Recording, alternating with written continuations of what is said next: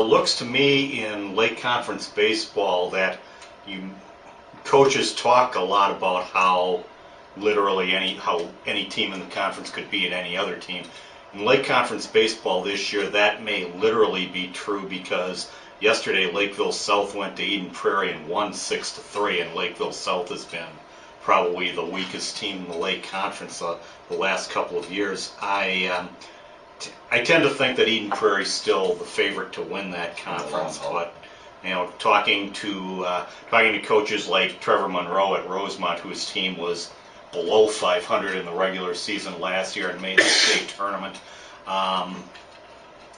He's not saying they wouldn't like to win the conference. They obviously would, but seems like they place a little more emphasis on being ready for the playoffs. He's actually pretty proud of their postseason record, where they've made it to the Final Four of the Section 3 of the last 4 years and won it last season. The other thing I was told about Lake Conference baseball, talking to Tony Market of Lakeville North yesterday after his team won at Burnsville, he mentioned that 6 of the last 7 years the Lake Conference champion did not make the state tournament, but other teams from the Lake Conference did go on to the state tournament. We had that last year too, with 3 teams from the Lake going to the baseball tournament, and the co-champions Lakeville North and Eastview stayed home. I think what you have in sports like especially baseball and softball is that it takes about the first 8 games of the season for the coaches to finally figure out a starting lineup, who their go-to people will be for pitching, relief, or starting duty. And the second half of the season is probably the best barometer. And the way they have the section playoffs with these double elimination and stuff, a lot of strange things can happen. It's a lot of championship teams or first or second place teams. I've seen them get knocked off in the first round. It can happen. You have one bad pitching performance, all of a sudden you're down 0-1, and you lose to another team in a hard-fought game 4-3, and you're out. And a lot depends really on who's pitching for a given team, given day. In Dakota County, I have 3 teams that are defending state champions: Egan in softball, Rosemont in boys track, Eastview in girls track, and they've all started off this season very well. Egan softball especially, their returning pitcher Sarah Moulton threw a perfect game against Apple Valley in their season opener. One of the concerns about Egan coming into this year is they only returned 3 starters, but 2 of them happen to be Sarah Moulton and her catcher Kelly Wood. And as Apple Valley coach Carla Christensen mentioned to me last week, against a lot of teams, Moulton and Wood by themselves can just about win a game, because Moulton she was one of the best pitchers in the state last year and is probably the best pitcher this year. Hits in the middle of their lineup. Wood batted about .370 last year, so that even though they're replacing starters at a lot of other positions, that gives them, having their pitcher and catcher back, gives them quite a head start. Rosemont is defending state boys track champions.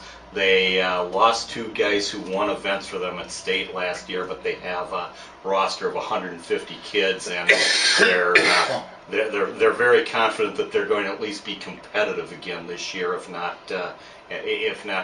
contend for the state title again. And Eastview's girls won the state championship in track and have a lot of those athletes coming back, so it could be a very good year for them as well. John, have you seen any top flight baseball and softball teams from your area yet? Well, Mike, Hopkins is off to a good start. They're 4-0 in baseball this year. They just beat Wayzata 13-3, and Sean Borman had a big game for Hopkins. He was a winning pitcher and also had 4 hits, all singles.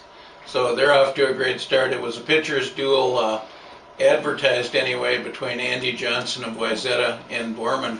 Borman went out and threw a lot of strikes. Hopkins got to Andy Johnson early, and those are two teams to watch in that conference, along with Minnetonka and probably Edina too, with its first-year coach Mike Olson. They're coming on strong. They're coming off a 10-1 win over Richfield this week, so I think they're looking pretty good. Switching the subject, Mike, the Edina tennis team looked awfully good the other day. They beat Benilde 7-0 and really strong at first singles, second singles. Hamish Wirasingi at number 1 and Noah Swiler at number 2 are leading that team. And as usual, Edina has outstanding doubles. They have a lot of seniors this year and are a good bet to defend that state tennis title. They play, I believe, at Egan today, and Egan's a state tournament qualifier from last year. They returned their number 1 singles player, Justin Abrams, as well as several other kids off that lineup. So Egan will probably at least, be able to force Edina to put its best lineup or close to it on the court today. Egan's got a good team, and of course Rochester Mayo is sitting down south. Mounds View always has a good tennis team. Blake and Breck are really strong teams in Class A and could give Edina a little trouble too. So it's not going to be a quote-unquote cakewalk for the Hornets, but they're looking awfully good right now.